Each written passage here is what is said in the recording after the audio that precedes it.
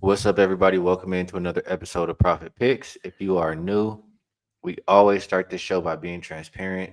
Yesterday, I only ended up getting to the window with one play, and I'm not even sure that I talked about it yesterday, but over 40 and a half. After thinking about the game more and more and more, I talked about it with some of my friends, and my thoughts were, we talked, we said, how are the Giants going to score, right? And the more I thought about it, you're missing Carter on the D line, um, in the secondary. And I did say this. My friends can vouch for me. I said Ringo is the weakness. He's been getting picked on. He can get picked on in this game. And from the first drive, he threw it up 1-on-1 with Ringo. Stakes. And Jackson Dart plays solid. So ended up getting there with over 40 and a half, and it was a winner. So I'm happy about that. Vino, hopefully you had a good day as well. How you doing today?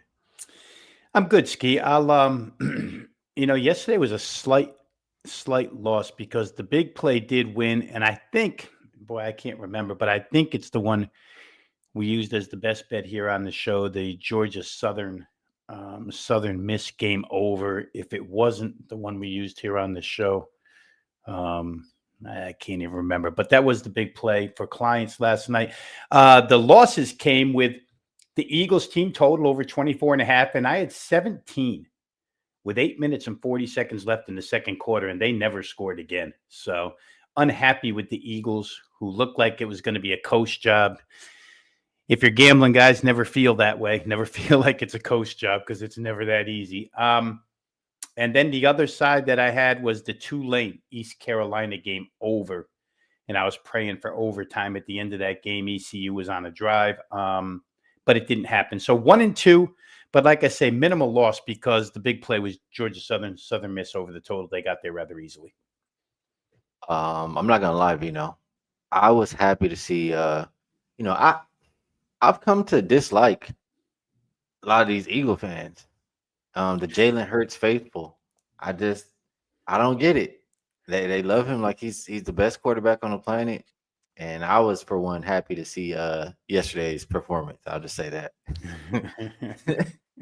so Got me. yeah, I know it's not you, Quinion your Mitchell. Broncos. Well, you know what?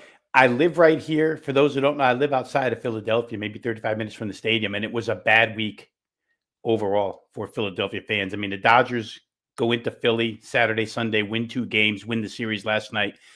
Broncos go into Philly, beat the Eagles. Eagles go to the Giants, get waxed. They haven't had a good thing happen to them in about 5 days, Ski. And the joke here is always um, just look out on the Ben Franklin Bridge because these Eagles and these Philly fans will be jumping off the Ben Franklin Bridge when things don't go their way. So it hasn't been good here at all for Philadelphia. We'll see if they can clean it up in the near future. All right, let's get to some actionable info for today. And we have a lot to talk about. So we'll start how we always do with ladies first. So let's get back here to the odds screen. That is the Aces and the Mercury. Game 4 of the WNBA Finals. Opened up -1 for the Aces. And they are pretty much two everywhere.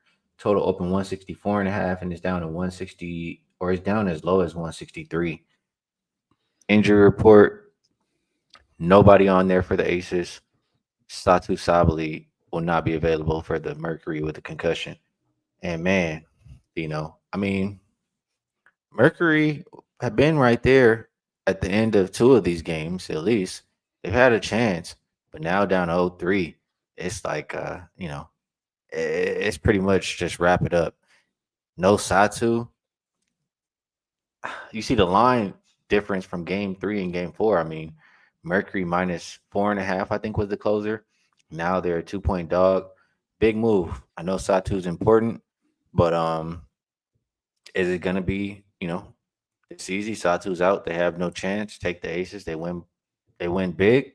Or is this line maybe shorter for a reason? Thinking they can still be competitive as far as the Mercury. Yeah, full game is hard for me here, Ski, because my feeling is that the Mercury will play effort wise according to score. If it starts out and it's closer, they're in the lead, and the crowd is behind them, then I think they'll stay in this thing. But if Las Vegas gets out to a big start like they did in the last game, I don't know that Phoenix has another comeback in them.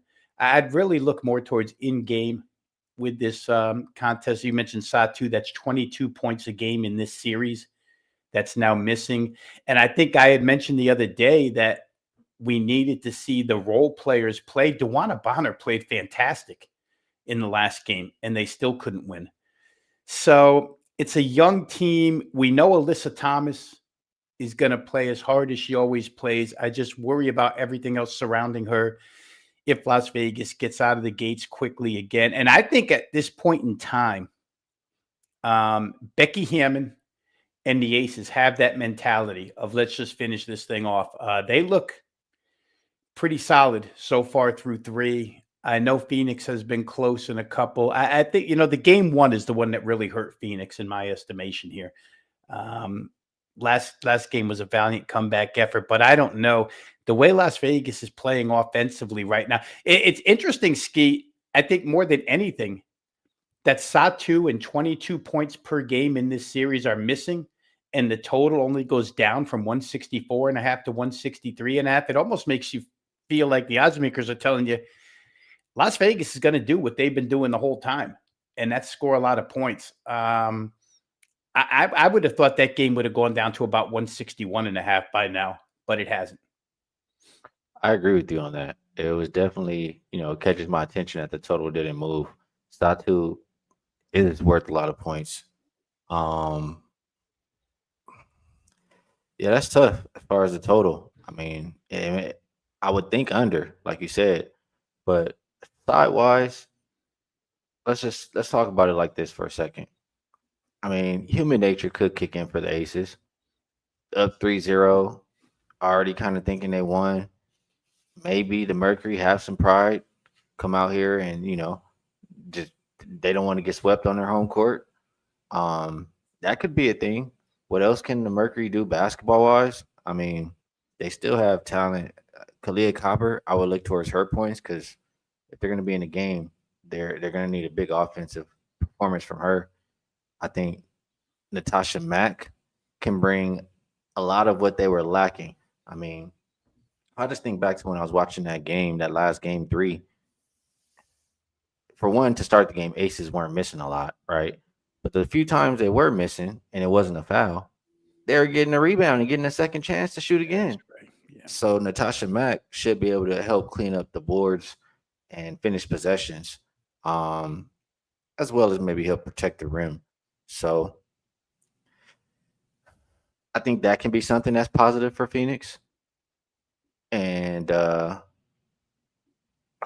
line, I don't know. The line just makes me think that Phoenix can still take this game. I don't feel very strongly about it. I haven't played it yet, but I'll have a small lean to Phoenix at home plus the 2 points. Yeah, they didn't put Natasha Mack's rebounds up, or else I'd be very interested in that. DeWanna Bonner is probably another person who could, who will have to rebound. But if Mack's going to be playing a lot of minutes, I don't know that I want to bet Bonner.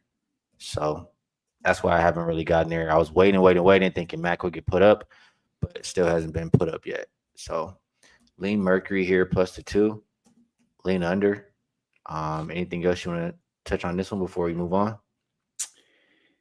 Yeah, it's just hard for me, Skee. Like you said, I haven't played this game. And again, I'll just reiterate simply because I think it's more of an in-game type of play. You want to look and see where Phoenix is at, where their heads are at, and maybe even to your point where Las Vegas's heads are at. Human nature would be, let's just go home and clinch this thing. We'll do it in front of our own fans. That does happen periodically.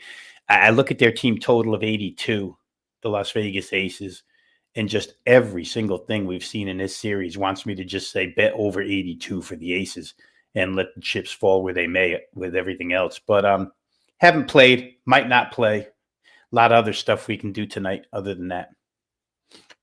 So for Jay, really quick, he says, how do you go from 4.5 to 2 in a closeout game with a star player missing from the opposing team?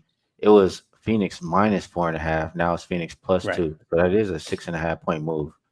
It's, I don't know if I maybe said it wrong or something, but it was a 6.5 point move. people in the chat. This is what I'm thinking here, Vino. So look, last game, everybody's saying, myself included, I think, Phoenix down 0-2, gonna get, the kitchen sink game. You know what I'm saying? Everybody thought that way. Everybody bet that way.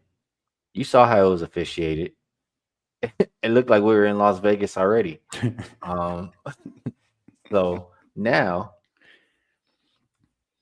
eh, now nobody wants anything to do with Phoenix.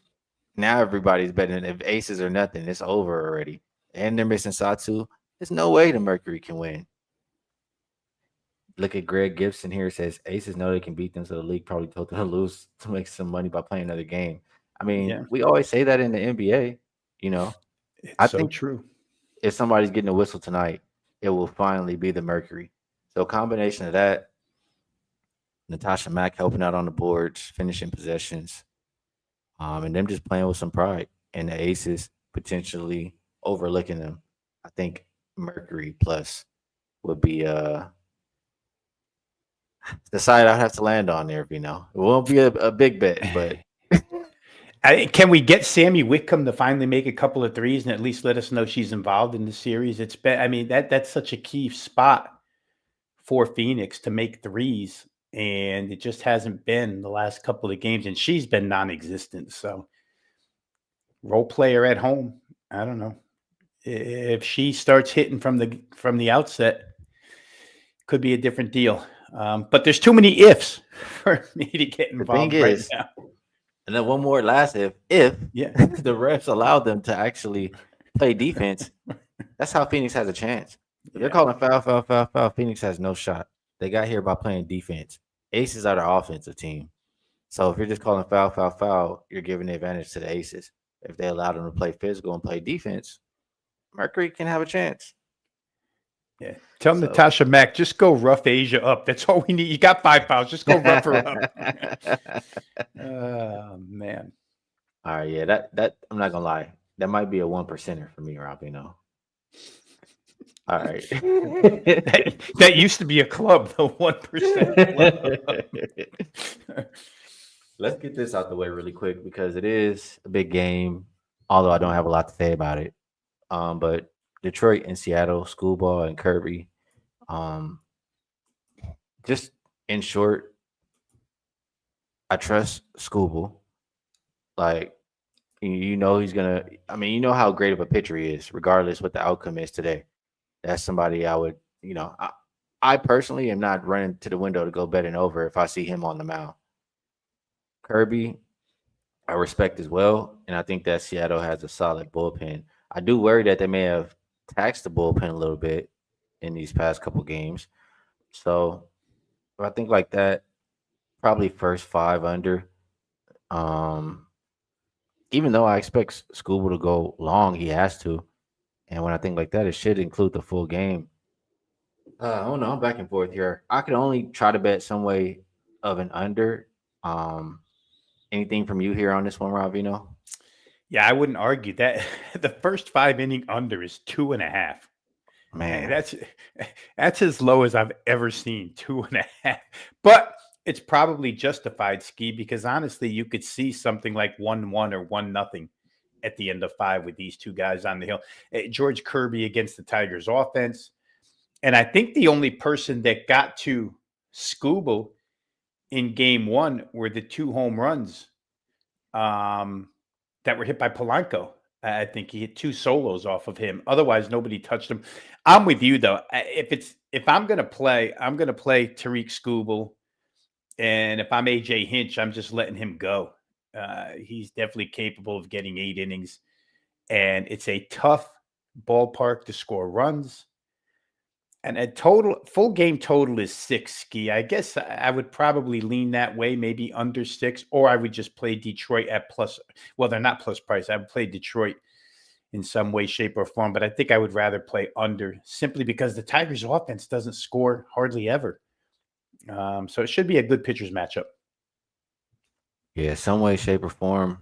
I'm trying to get there with an under in that one. Talk a little bit of college football, and it'll be Rob Vino talking a little bit more of this than me. But we'll look at South Florida and North Texas. This one opened up -1.5 for North Texas. Not a big move. I see, you know, two is a consensus, and total went up a point from 66 to 67. So I'll just pass it on over to you, Rob Veno. Are you looking at this one from a side or total perspective? Well, you could look at it from both, Ski. I think the safer way might be to look at it from a totals perspective, but South Florida could be an option as well. The only trouble you have with USF is you haven't seen them on the road yet. But you've seen them play tough teams. I mean, we saw the first two games of the year. They beat Boise State. They won their second game. They went to play Miami of Florida and got beat. No shame there. Miami of Florida is probably a top 5 team in the country right now. North Texas has not played that type of schedule, but man, they score points. And at home, they actually at North Texas today, they canceled all the afternoon classes so that everybody could show up at the stadium for tonight's game. Big deal for North Texas to be on Friday night television. Both quarterbacks really good here, but there's a difference in age. Obviously, the quarterback for UNT, Drew Mestamaker, is a young quarterback, a freshman who's played really, really well. And on the other side, you've got a guy that, people project maybe to be in the NFL in Byron Brown. So I think you're going to get a lot of offense here, Skee. The question just becomes you have to start looking at key numbers. 67 in the world of totals is pretty dead. It's 66 and 68 are more key numbers. So you have to get to 68 here. They probably can. I think USF could be a look simply because they played the far better schedule. And if you want to use strength of opposition as a guideline, you'd probably look that way. But to me, it'll be an up and down game here. Hopefully when you get in the scoring areas, you get scores and you don't get turnovers, which always hurt. But these teams can score from distance as well. So for me, it would be a play on the over. And I do think there's, at least this morning, there were a couple of places where you could shop a 66.5. I don't know that that's necessary, but if you, because 67 is a dead number, but if you can find it, you obviously want to take it. All right, good stuff. Mark likes North Texas in that one. Next, we have Fresno State and Colorado State. Total did open 45.5 in this one, and it's up as high as 47.5. Not much movement on the side. I don't know why, Vino, but I just have a feeling you're in line with that total once again, going to the over. And, it's more of a proactive kind of play, Skee. The head coach for Colorado State, Jay Norvell, he used to coach at Nevada Reno. He turned over the play calling duties to his offensive coordinator, Matt Mummy. For those who don't know, Matt Mummy's the son of Hal Mummy, who was kind of the inventor of the air raid. He and Mike Leach kind of perfected the air raid back at Kentucky. But Matt Mummy's cut from that cloth, and he got his first chance to call plays last week. It was minimal, but Colorado State did have their season high yards per play average. They had their season high points scored. And it was done against San Diego State, which is a really good defense on the road. Colorado State played. So proactively, I'm thinking to myself, well, if they could do that against San Diego State, then coming back home against Fresno State, which is playing well for another first-year head coach, Matt Entz from the FCS ranks, then they could probably get to mid-20s here against this team. Colorado State also plays zero defense. They gave up 45 to San Diego State last week, and San Diego hadn't scored 45 in the last couple of years. So you start putting those pieces together. It's a little bit of guesswork that Colorado State is on more of an offensive track with this guy calling the plays. But I think it's worthy of a slight play here. And you know what? The money has gone that way, Skee. I think it's gone up either 1.5 or 2 points, the total has since the opener. So I'd be on that. I wouldn't let it go much higher because you certainly can't count on Colorado State. It's just me trying to be proactive. All right, let's get to that last one. We have one more where the total went up tonight. It opened 59.5 and it's up. I'm seeing 61.5s out there. I mean, you should line shop. I see a 60.5, 61.5. So depending on what you like, as always, line shop. And for the side, it opened 10.5 for Washington. I'm seeing it as high as 12 out there right now.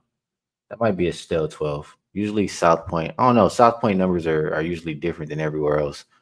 For whatever reason. And I never actually go to South Point to verify. It's just too out the way from where I live. But Vino, I don't know. It's another one where they're steaming it up. I know I gotta pull your arm to bet an over. Is it Friday night overs tonight? I said it yesterday. Is there really a line for unders? Do they have that? Do they have that line at the sports book?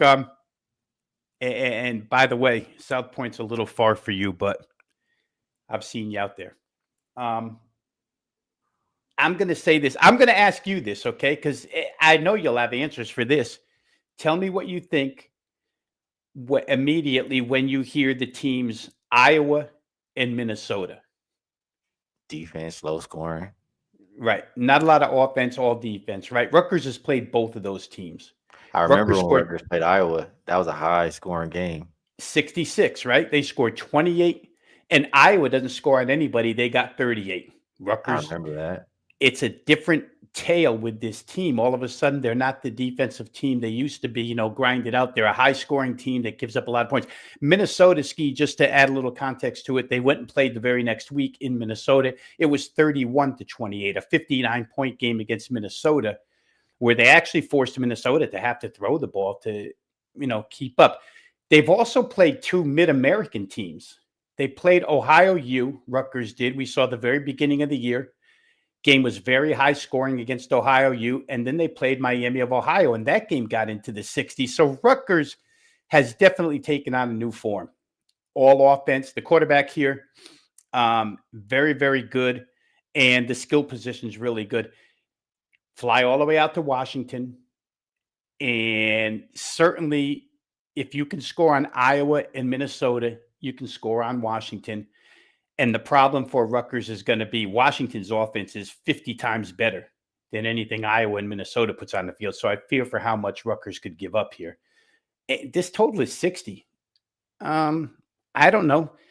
34-27 wins this game. Washington probably gets a little more. 38-27 wins this game. But I would think that this has to be more of a mid-60s game than a low 60s game. So to me, we talk about Logic School all the time here on this show. Logic School tells me this one should get over. And the money has gone that way. Just today, this morning, I've seen the raise from 59.5 to 61.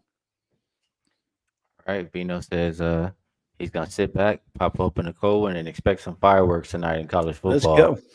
Get out of that underline.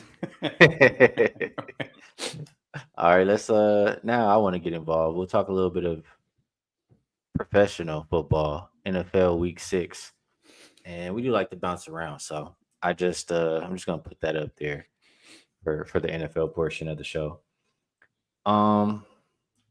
It's a lot of games that catch my attention this week, Rob. I know I like to just go through the list.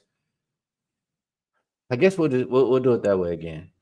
Number one, I'll say this because I know it's your team, and we've talked about this already. But Denver versus the Less Stands, they beat up on them, right? So going in there to face the Jets, you've seen Denver go from 5.5 up to 7. Total go from 41.5 to 43.5. Is this another Denver team total over spot? And they do play this one in London. If that, affects how you feel about it. Yeah, well, a couple of things where Denver's concerned. You come off of the high of beating Philadelphia in Philadelphia, down 14 in the fourth quarter. It's Sean Payton's job to make sure that the team is back up for this one. To your point about the Denver offense beating up on bad defenses, obviously, that's my theory on this team, and I think it's borne out by the statistics. Just go back and look through game logs, and you'll come to the same conclusion. And the Jets, it's funny, Skee, when I go back to the beginning of the year, Aaron Glenn gets named head coach here, right, for the New York Jets.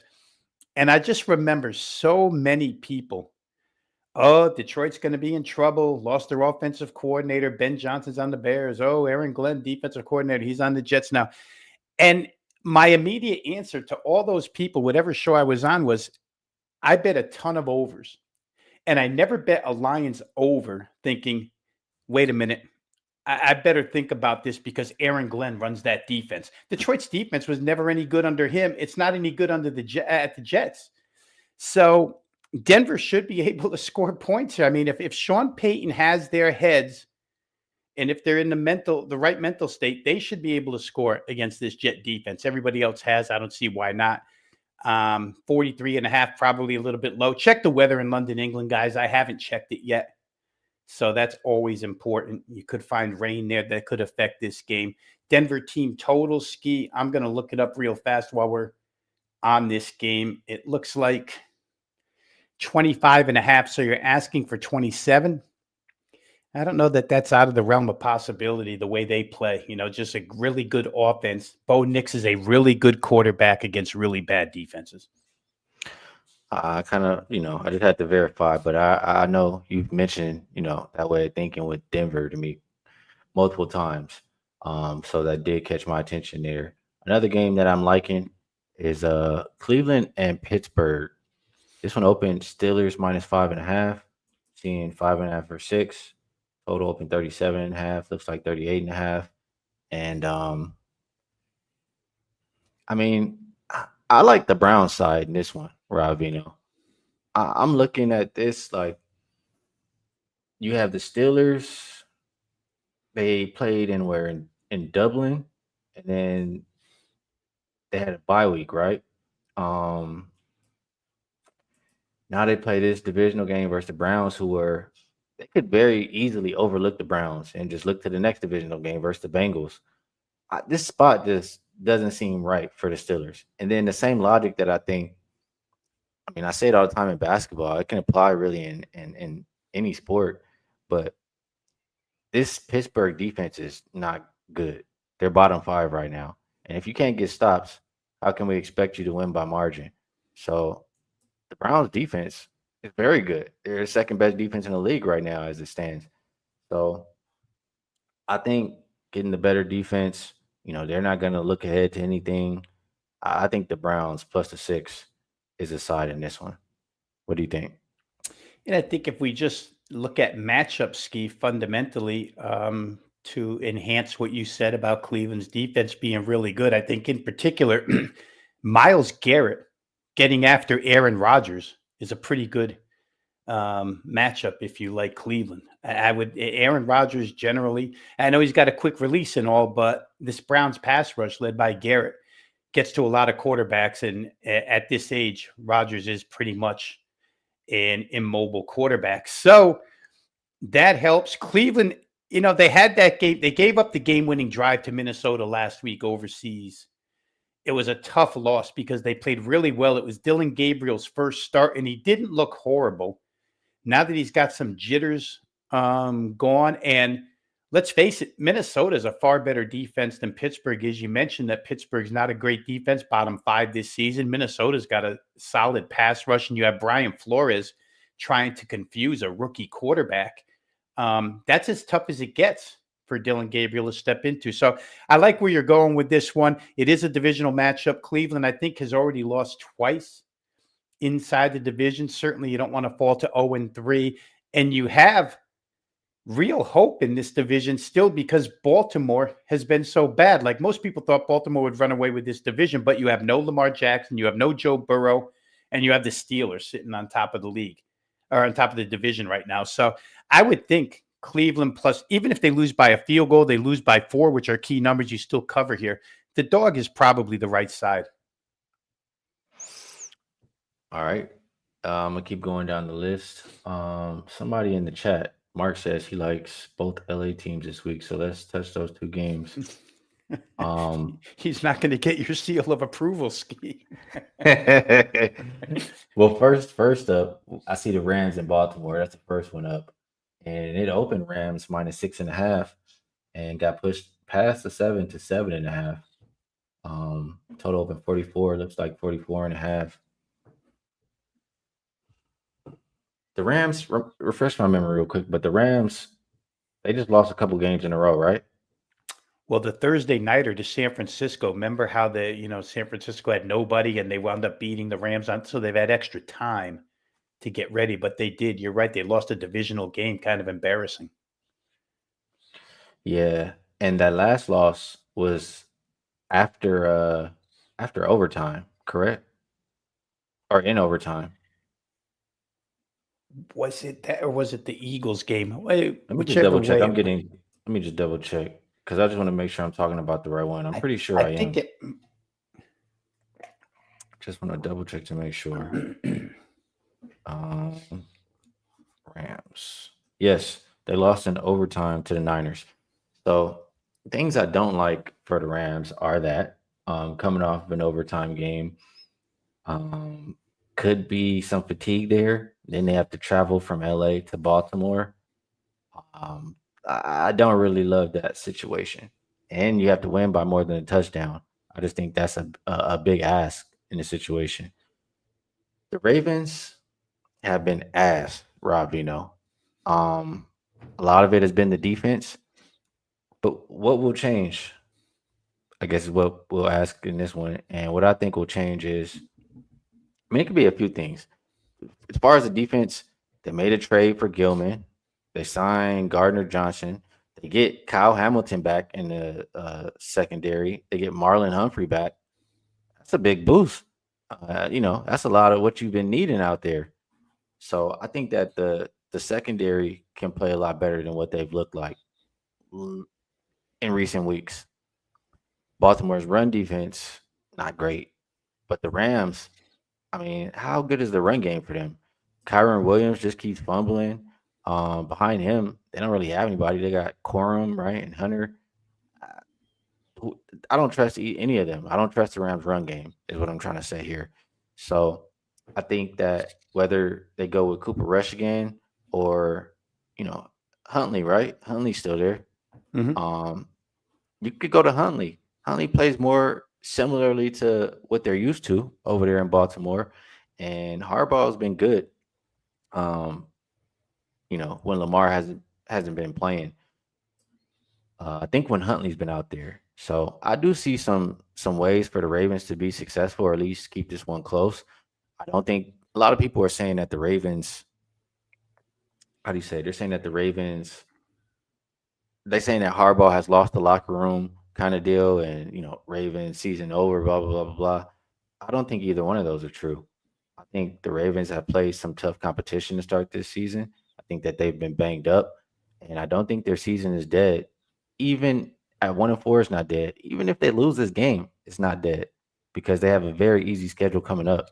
So I think you'll get a really good effort from them, especially with the home crowd behind them. I think the Ravens are the right side in this game, Rob. What do you think? First off, let me just correct us because Tyler Huntley isn't there as a backup Okay. anymore. So it is Cooper Rush. And then to your point about Baltimore's offense and how they need to play, you really have to hand it off to Derrick Henry. The Rams are a lesser rush defense than they are a pass defense. And the reason why their pass defense is generally good, even though Mac Jones carved it up, their pass defense is generally good because of their pass rush. Jared Verse and company, they get after a quarterback, and Cooper Rush. You just don't want to be in those types of situations down in distance where Cooper Rush is going to get sacked in this game. So get it to Henry. To the point of people getting back healthy, maybe the two D backs are important. Maybe even more important is getting their left tackle, Ronnie Stanley, back for this game. More pass protection, better run blocking with Ronnie Stanley in there. It's important.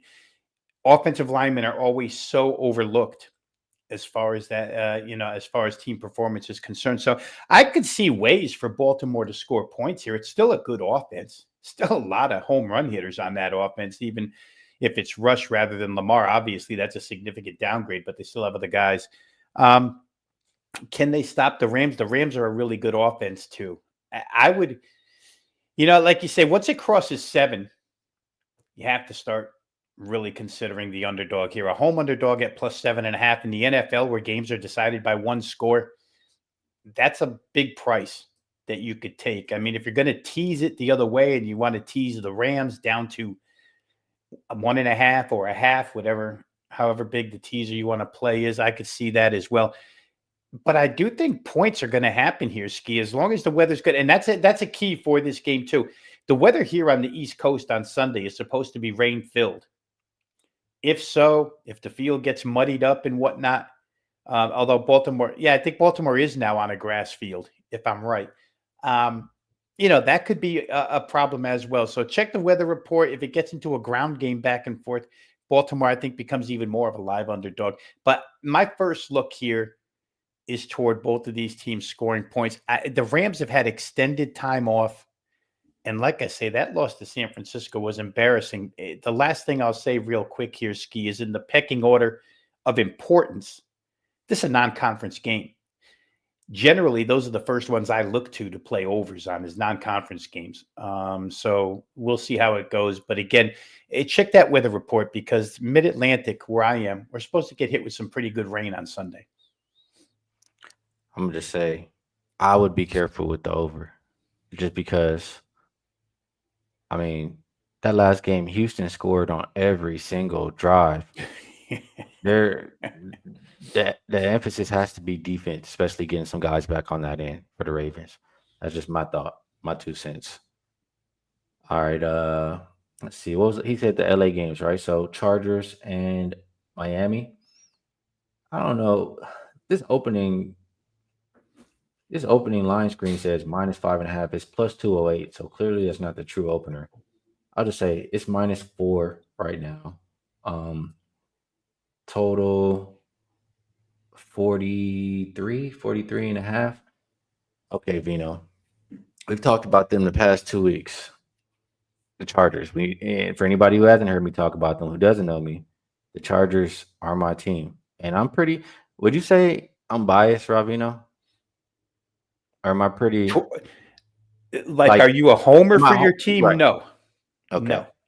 All no. right. You'll bet against them as easily as bet on them. Lakers, maybe not so much, but Chargers, I'll bet against them. Especially as favorites. Yeah. So I saw them versus Giants. I said, oh, hell no, -6.5. I saw them versus Commanders with no Joe Alt. I said, absolutely not. That defensive line can get after him, et cetera, et cetera. Now they face the Dolphins, and it might be surprising, Ravino, but I think the Chargers are the right side in this game. You still don't have Joe Alt. The offensive line is still struggling. Without him and Slater. You don't even have Hampton anymore. He's placed on IR. He's done for the season.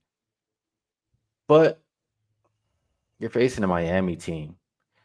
The Chargers are 3-2 now? Their season is not lost. Joe Alt is coming back. He didn't even get put on IR. Like, he's coming back soon. And they can get put right back on track. Hampton, he's going to take a little bit longer, but he can come back. The Chargers can still be on track for what they're trying to accomplish this season. For the Dolphins, they're done. This is the team where people are done buying in. They're done with Tua. He don't even care. He says, if I throw 5 interceptions or 5 touchdowns, I still go home to my kids afterwards. I don't care. Like, Tyreek Hill is hurt. They're 1-4. What the season is already done for Miami. Miami's defense is terrible. They're like bottom 5 in pressure rate. They're not going to be able to take advantage of the weakness for the Chargers, which is the offensive line. If you can't do that, Herbert is going to pick you apart. They still got. I think Herbert and the weapons they have on that offense will be better than what we see from the Dolphins. The Chargers' defensive line can still get after Tua. Tua's offensive line has been terrible for 5 years or however long it's been. He's been over there. So this is the one game where they cannot take advantage of the Chargers' weakness, and the Chargers can still run it up on them. The Chargers' season is not lost. This is where you get a statement win from them to say they're back on track. I like the Chargers -4. What do you think, Veno? I'm glad you said it because I was on a show prior to coming on here where they asked me what I liked in the NFL this week, and one of the 3 I gave them was the Chargers. For a lot of the reasons you just listed, Skee. Most importantly, they're off of back-to-back losses. And that doesn't sit well with a head coach like Jim Harbaugh, who generally can find ways to overcome injury.